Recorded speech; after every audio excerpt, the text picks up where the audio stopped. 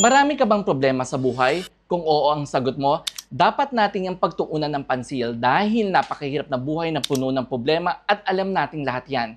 Kapag puro problema ang buhay, malas ang kasunod, hindi swerte. Kailangan na ng tulong. In Feng Shui, kapag ang isang tao ay problemado, lagi sa buhay maaring nasa bahay ang problema. Kaya naman, practice the art of decluttering and do energy cleansing. Sa Feng Shui ay may isang simbolo or deity na nagbibigay ng suporta at sa tulong sa mga tao at ito si White Umbrella Goddess. Kaya naman, kung problemado ka sa buhay, gamitin mo itong Light of White Umbrella Dukkar Pendant.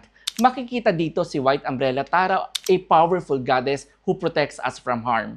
Meron siyang 1,000 heads at 1,000 arms that protects and assists.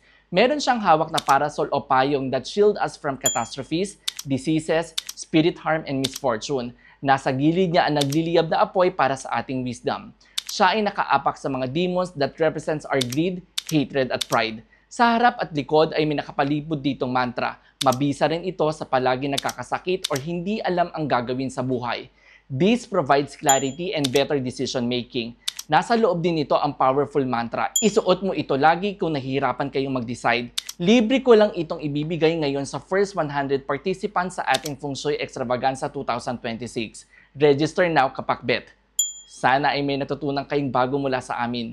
Master Michael here, simplifying Feng Shui for everyone.